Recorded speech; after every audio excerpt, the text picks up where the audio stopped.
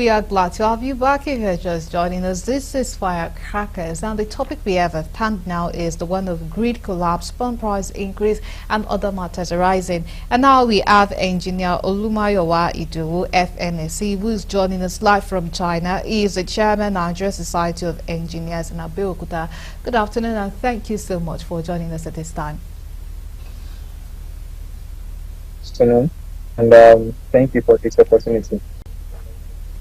Okay, so all right, thank you so much for being here. So right to the question, Nigeria over the years have always been having issues of grid collapse, and then just this week we had like two just happening in this past week. So what does this say about our energy sector? Is there something that we are not getting right yet? Now, this issue of persistent grid collapse would be a thing of the past. What is it exactly we're not getting right? Thank you for that question. The repeated collapse of Nigerian grid points to significant issues in our energy infrastructure, and this highlights systemic problems, which include insufficient investment in maintenance, aging infrastructures, lack of diversification in energy sources, and also management inefficiencies. The grid instability that we often experience reflects the nation's inability to meet the growing demand, to manage our power fluctuations, and also to adequately even transmit electricity across the country. There are so many things that, causes this, starting from aging infrastructure that I mentioned earlier on. Much of our power infrastructures, they are outdated. They are unable to handle the growing energy demands and technological advancements presently. So this even makes our grids prone to failures under pressure. Apart from that, another one is poor maintenance. Regular and proactive maintenance, of course, is crucial to prevent breakdowns. But we often do maintenance of our equipment when we already have failures. Apart from that, we rely too much on the national grid. Nigerian heavy dependence on a single centralized grid makes the entire nation vulnerable to widespread outages. These are part of the issues, that cause this regular grid collapse. We have so many issues that we need to talk about. So if you look at all these issues, we are not even there at all. Another thing is our poor transmission and distribution network. The transmission is often referred as, the weakest link in our power chain. So it's not even, as it's supposed to be. If you look at our distribution companies, to all our discos, they struggle with different issues. One is energy theft, technical losses. There was a time we are talking about a poor metering system, and even up till now, poor metering system is still there. So we have so many issues that we are battling with. All these things, causes repeated collapse of our national grid. So if you want to get this thing right, we need to look at this issue holistically and tackle it once and for all if you are truly serious about this. Okay, all right. So talking about being serious about tackling issues, we know that the federal government is the one largely in charge of generating electricity, but now that they have also given state governors to permission to be generating their own electricity, do you think this might perhaps in a way reduce the burden on the national grid? Yes, of course. This is a right step in a right direction, giving states the power to generate their own electricity. A few weeks ago, I was able to attend a public hearing in Ogun State on a bill to generate, transmit, and distribute electricity. And of course, all the stakeholders, applauded the state government for taking the right step. Giving each state to generate their own electricity is the right step in the right direction, because of course they are not going to rely on a centralized grid. They will be able to monitor. They will be able to generate, transmit, distribute their own electricity. They have, the control to manage and monitor the efficiencies of, their own electricity. And of course, it's going to be better for the people of that state, not relying on the national grid collapse every now and then.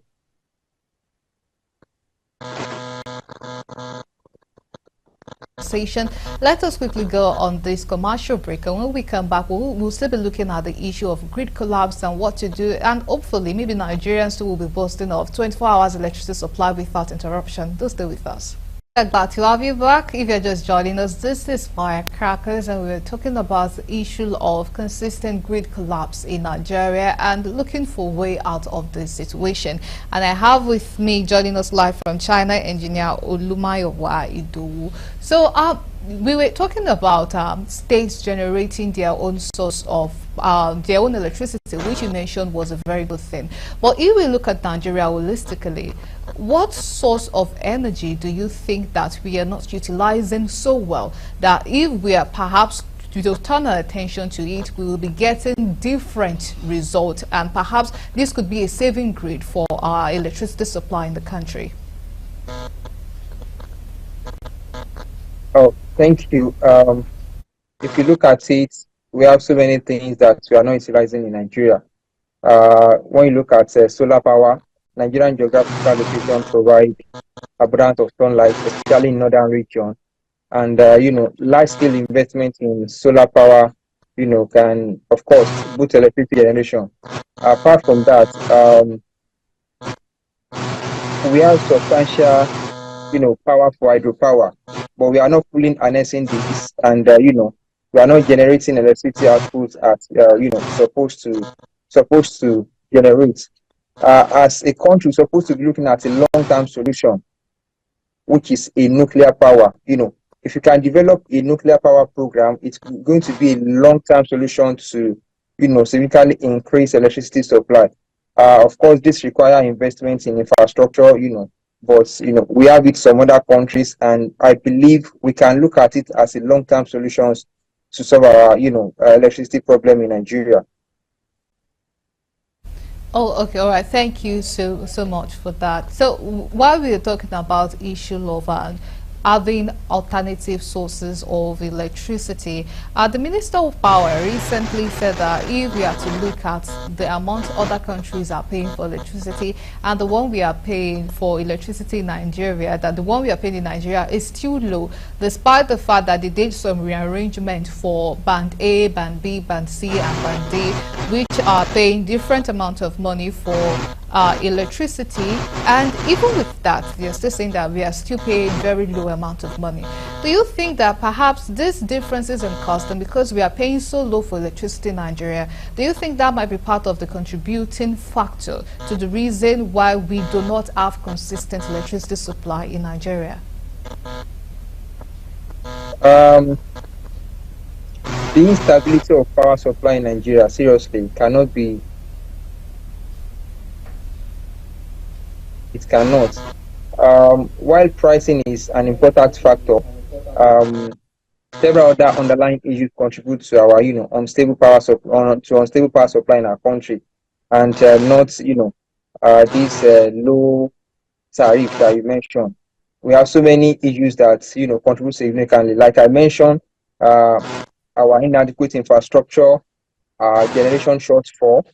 We have installed capacity of like 12,500 megawatts, and we even struggle to deliver like maybe like 3,000 megawatts.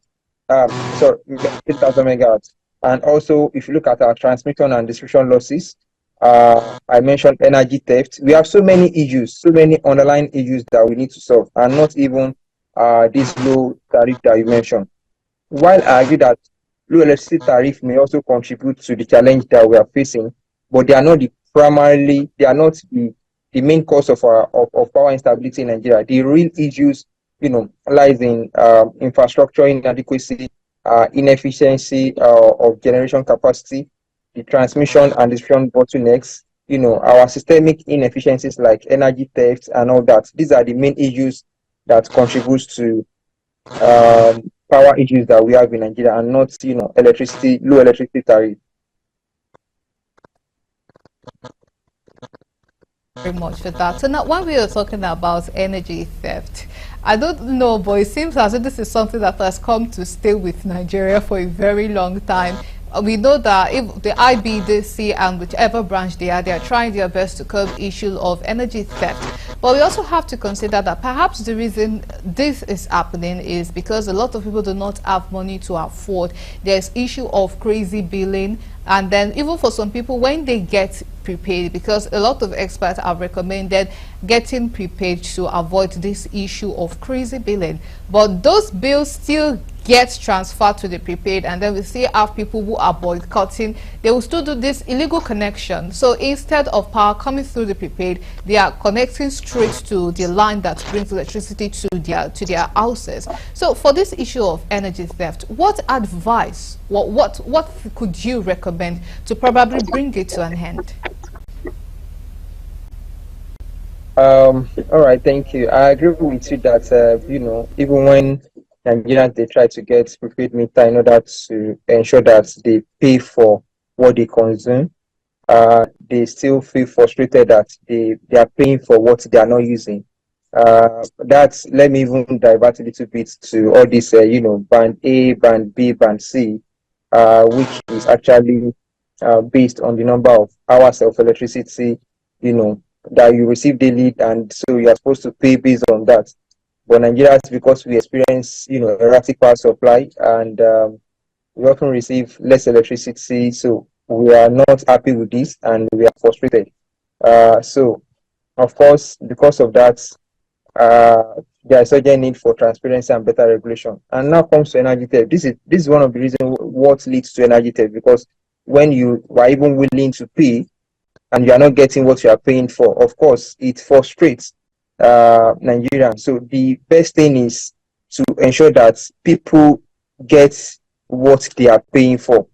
They are using they continue to use the electricity they are paying for, not that they are in darkness and where they are making payments. So if you want to stop the issue of energy theft, you need to let people let them be satisfied with what they are using. Nigerians deserve fair billings, and if they are not getting fair billing, of course there will be continual energy theft in Nigeria. If these schools cannot meet this promised supply of hours, then tariff must be adjusted accordingly. If not, there will be energy theft. So continuous payments for substandard services is not fair, and of course it's going to continue to lead to energy theft. But if there is improvement in electricity supply, people will, of course, they will be willing to pay for what they are using. Okay, all right. So if I'm to go by what you're saying, now does it mean that despite the band A, band B classification, if we still don't get a lot of things right in the energy sector, we'll still be having band A customers who could be getting like 8 hours electricity supply in a day? Because this is what is already happening.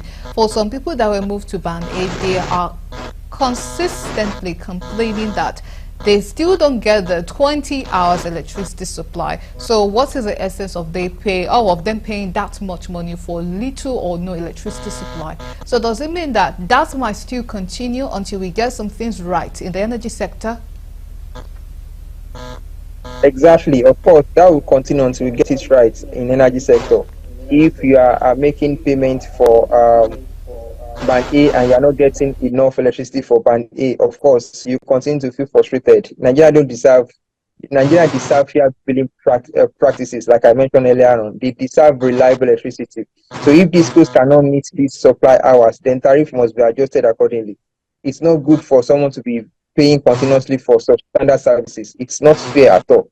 And there are so many issues that they need to look at concerning these, making payments for substandard services. They need to look at unreliable power supply. So if you know that the power supply is not reliable, then you don't ask Nigerians to pay for it. It's uncalled for. So there should be accountability. The regulatory framework should ensure that customers only pay for what they receive, not that you are paying for what you are not received at all, what you are not getting at all. And of course, there should be improved service delivery. Even if customers cannot get, and they cannot get this electricity that we are talking about, there should be compensation for hours that they are not getting. They are not getting this electricity. There should be mechanism for compensation or tariff adjustment to reflect the actual supply levels. So these are part of the things that needs to be looked into. if you want to get it right. If not, people will continue to get frustrated, and people will continue to be involved in energy theft. Of this classification by band, would you say it is a little premature, considering that we are lacking lots of infrastructure to make it even function well in the first place?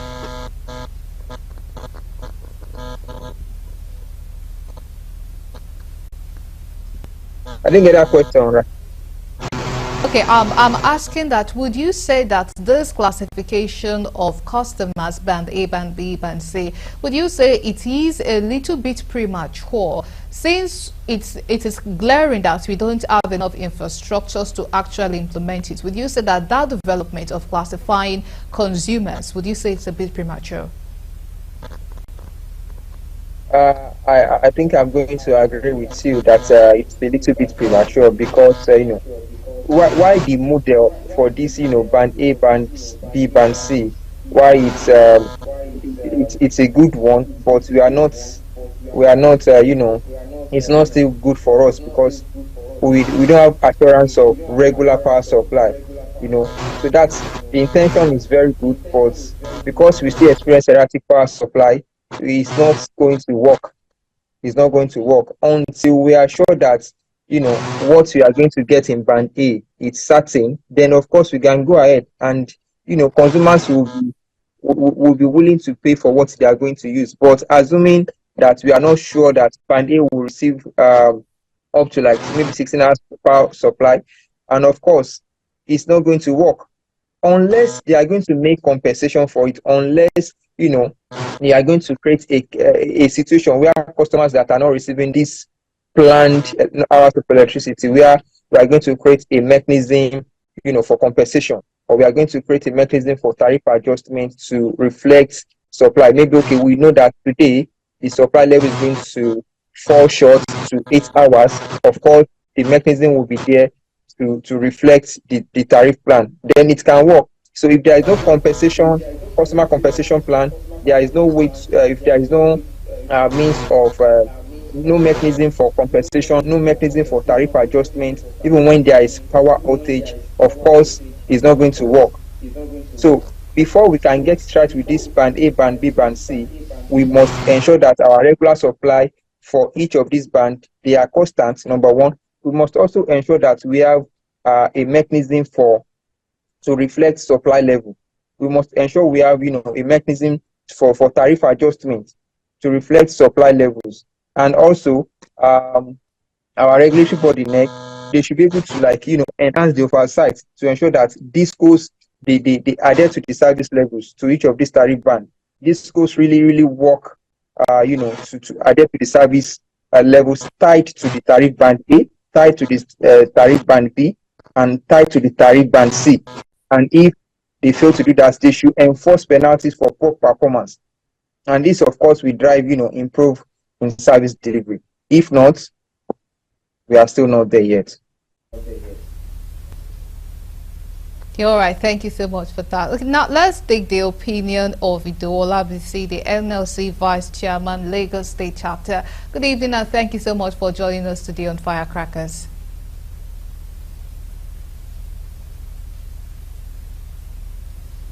Okay, I don't know if you can hear me, but we would like to have your contributions on the topic we have, that right now Nigeria once again is just recovering from another grid collapse. What are your thoughts on that?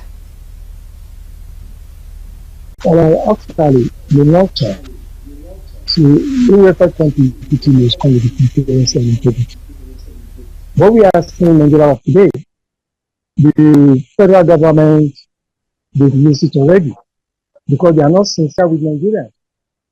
If the national grid will collapse 3 times in a week, not talk just in a year, you can see that you have missed it. But all the infrastructure on the ground it's already old, depleted already, and they are not ready to spend good money on it to revamp it. But when the money comes in, they come themselves together and share the money and put Nigeria in paint. In a natural sense, we are talking about they not brought in what I can call a class system into the system, whereby trying to say this one is band A, band B, band C, and band Z. That's a class system. What Nigerians expected from the Nigerian government is to make sure all Nigerians enjoy supply adequately. And I could remember very well vividly when Mr. President was campaigning, the issue of electricity was the major issue was talking about, that if cannot make it, it should not pay for the next election. See where we are today. They have never done anything. Then what they brought in, I've said it before, I will repeat it, they brought in what we call class system. Are you now telling me you don't have money, 100,000 naira? Because you are not you are talking about Band A now. The average money you can pay in Band A, if you enjoy the supply, let's say 18 to 20 hours on a daily basis. Be ready to pay 150,000 naira, 180,000 naira at the end of the month. How many Nigerians can afford to pay that on in this economy? How many? That's what we look at it as a class system. And again, if the national grid can collapse, am I communicating? Yeah, positively. Please go ahead. Okay.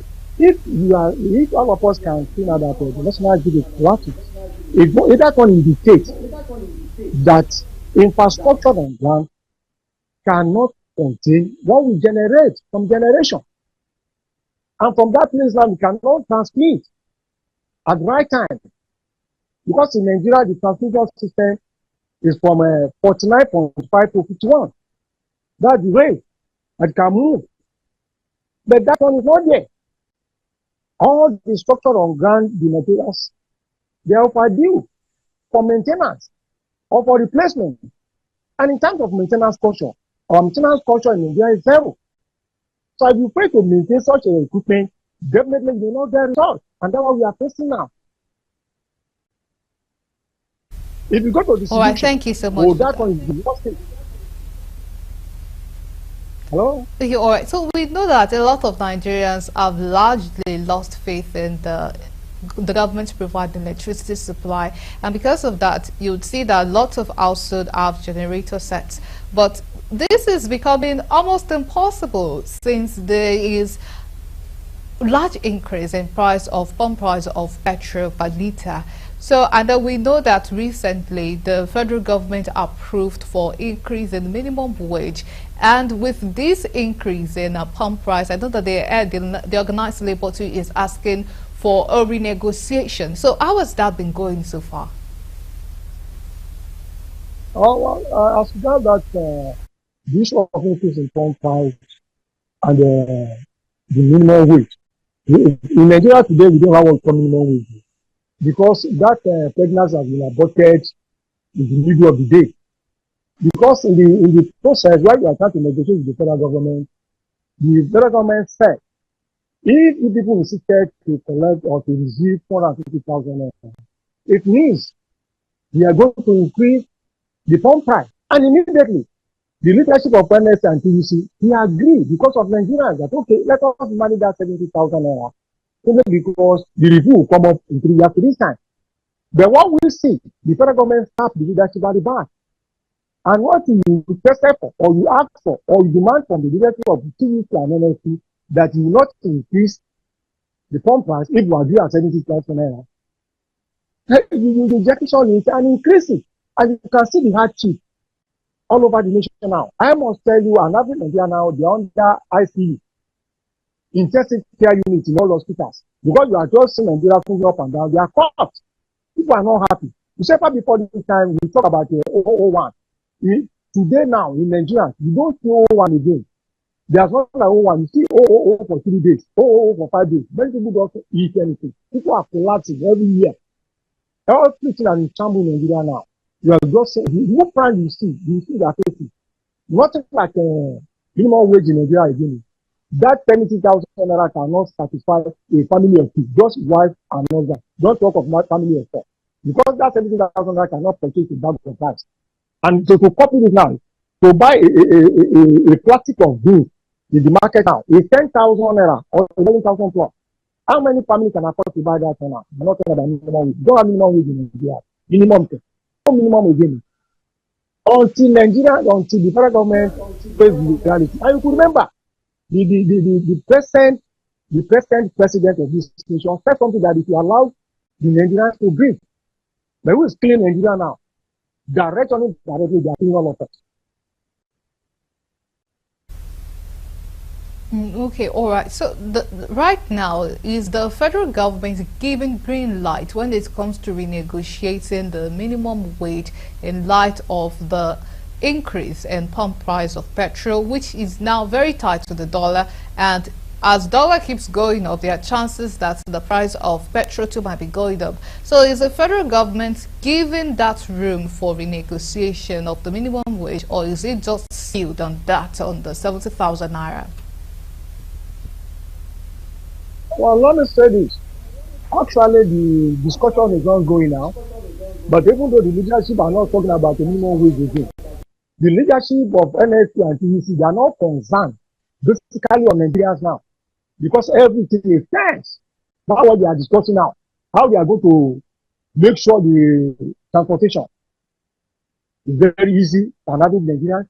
How the having Nigerians can get food on their table. That's what they are discussing now. That is what the leadership are discussing now. It's ongoing. It's ongoing. Seriously now. Everybody is concerned. Because a fact of postulate, I don't know how we get ourselves in this position and in this nation. Because you see our ladies, our youths, they are front post, can I call it defined or special beggars all over. Every year. Now, every year, go around, you see them, everybody, most of them are not begging for money, they are begging for food. They are begging for food. I don't know how we find ourselves in this position. It's terrible.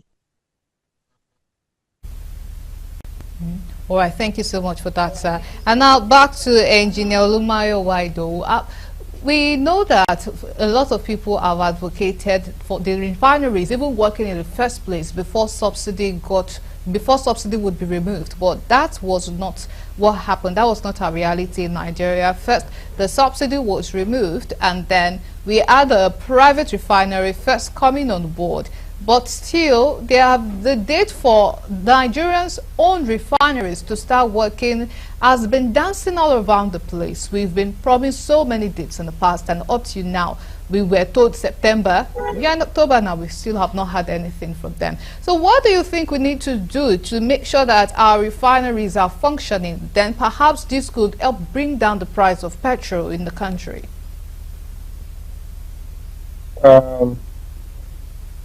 Actually, we have this issue because we depend on imports. Nigeria really, we heavily rely on importing refined petroleum products, which is due to the lack of our functional local refineries, which means that crude oil has to be exported and then imported as refined products. Of course, this had significant cost to the final pump price.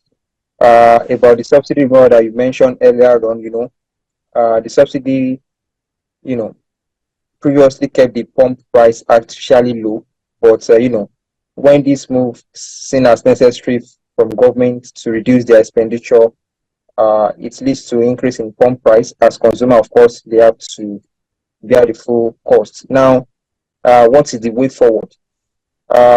We need to invest in fixing the country existing refinery if we want to get it right. We need to fix this existing refinery, or better still, we need to build a new functional refinery. And we've been talking about one or two private, one private refinery that we're expected to start full operation soon. Perhaps if it begins operation tomorrow, maybe it's going to reduce the burden on us. But as a country, we need to have a functional refinery that will reduce the need for our imports, lower refining costs, and also stabilize petrol prices. Apart from that, we need to also reduce our heavy reliance on petrol for energy. This will, of course, mitigate the price increases. If we try to invest in other energy sources like solar, hydroelectric power, the country will reduce its dependence on fossil fuels, and of course, it is going to shift more sustainable and cost-effective energy options. These are the things I believe we can do to help ourselves as a country. We also need to improve the infrastructure for transporting and distributing these petroleum products to reduce the inefficiencies costs. If we can do this by upgrading our pipelines, by upgrading our storage facilities, even transportation networks, which is going to reduce all these additional costs. We'll get it right by doing this. So let me just say, to reduce the rising petrol pump price, we need to look at this approach significantly by investing in our local refinery capacity. We need to look at it by energy diversification and also infrastructure improvement. If we look at this carefully, of course, we'll get it right by reducing the petrol pump price in our country. All right. Thank you so much for your contribution so far. It has truly been enlightening. Thank you so much for joining us today on Firecrackers. Thank you. All right, and that's Engineer Olumayowa Idowu, FNSE, who joined us live from China. He is the chairman, Nigerian Society of Engineers, Abeokuta. And many thanks to Idowu Olabisi, NLC Vice Chairman,